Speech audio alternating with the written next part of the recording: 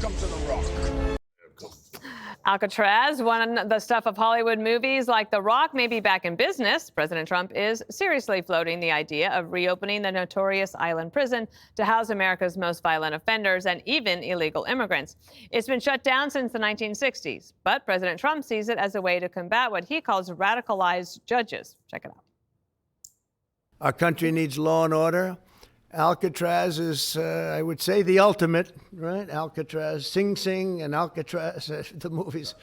But it's right now a museum, believe it or not. A lot of people go there.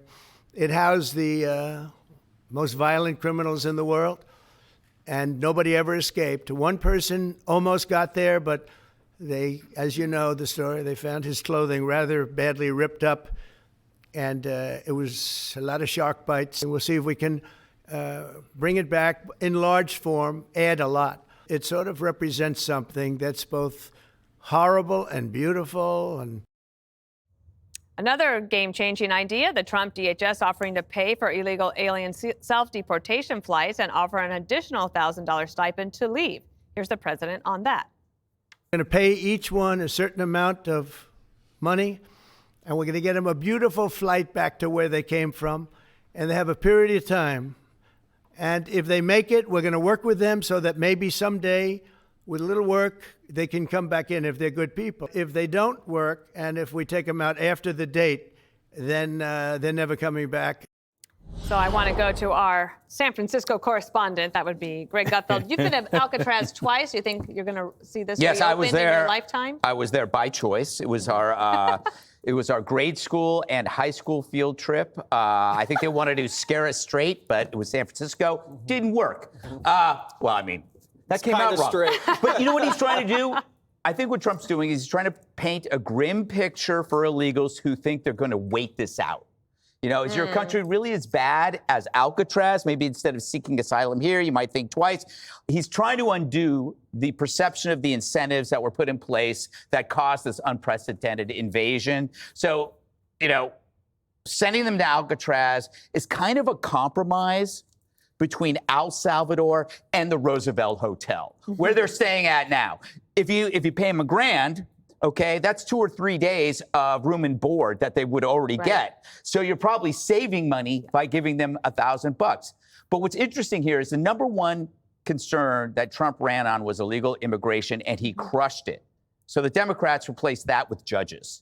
So imagine you cross, you know, the finish line of a marathon, you break through the tape, and they say, sorry, that's not the real finish line. It's another 20 miles up there. That's what the Dems did. He solved the actual problem. The Dems, you know, they didn't want to build a wall to keep illegals out. Now they're building a wall to keep them in. And it's through legal means, which we know is more administrative than legal. I thought that we had agreed on the worst first. Didn't we all? I know we all agreed on the worst first. We do. And then the Democrats decided that their worst is way worse than everybody else's. So a Maryland dad, wife-beating human trafficker, didn't qualify as the worst. It's like they changed the boarding system. You know, Group A was the worst first. But no, the wife-beating human trafficker, he's in Group D. They're going to move him back. So it makes no sense. It is interesting how the Garcia case sort of went away after the 18th count of domestic violence. Then they were like, well, maybe we shouldn't talk about this anymore. Judge Janine, reopening Alcatraz, I mean, I don't think it's going to happen in my lifetime, but like, for example, you have to you have to ship everything in, and then you also have to like pull all of the sewage out because there's no way to do it. Let me tell you something. When I was a judge, I used to send prisoners to Sing Sing. If I could have sent them to Alcatraz, it would have been great because I came across some that absolutely deserved to be there. Donald Trump made it very clear it wasn't just for illegals. He talked about domestic terrorists, cartel bosses, serial killers, Americans. Let me tell you, I think the island location, the cold water, the shark-infested water, the isolation it represents, the fact that this is something that you don't want to go to as a defendant, you don't want to be sentenced there. I know it's going to cost money. I know, but it's a maximum security location. You're not going to get visits by your family. They're not going to fly out there, get on a boat, and go to Alcatraz. This is the worst thing you can do for a criminal defendant in the United States in terms of sentencing. And I think it's great. I think we need a supermax like this. We don't have anything like El Salvador. And if the goal is to house the worst of the worst, he's got it. Now, we've got jail overcrowding in California. All right, we need more room. So that's one of the reasons, the historical continuity of this thing. And the surveillance technology that we can now utilize with drone surveillance and tunneling that we've got down because of what's going on in Gaza. We figured that out. I think that this is a symbolic deterrent, and it's legendary. And in the end, I think that when it's only reachable by boat and helicopter, they're going to understand. There's no conjugal visits here, boys. Your girlfriend ain't showing up. I wish, Harold, that President Trump would try to keep Rikers open. Yes. Because when they close that, there's not going to be enough places to put all the criminals in New York. Well, it's good to be back around the table. Hope everybody had a good weekend. I'd ask a couple things, and I frame the way I think about all of this in the context of DOGE and other government efficiency. One, do we have a need for more maximum security prisons? I don't know the answer. We may. And based on some of the things that you've said, Judge, today and other instances, we probably do. We certainly may have a need here in New York. Two, what would be the most efficient location and the most efficient building costs for that? I would hope that we would apply that. I think that's what Mr. Musk and his team would want.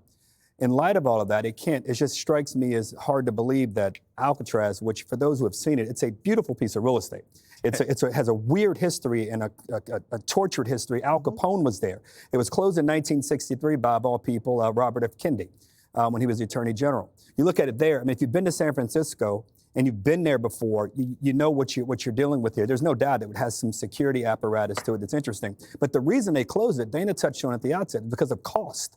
So if costs are an issue, it would seem to me that one of the things you're doing with prisoners or people who commit these heinous crimes, be they citizens or not, is you don't want to reward them by sending them to one of the prettiest pieces of real estate in the country, and where it's so expensive for taxpayers. But that's just me. When it comes to what the president's doing on self-deportation, I support him 100%.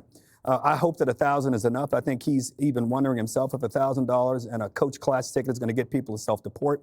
You give them 1,000, they probably show up with $960 because they got about $40 worth of stuff on the plane. It's like at the airport when they're like, home. we're looking for 15 volunteers. So, but now I think it's 1,200. I give him. I think what Greg said it best. I think we may not agree on all the details the way Greg described, but he's right in terms of this is a paradigm to undo the incentives to come to the country that were readily and abundantly apparent back before President Trump became president.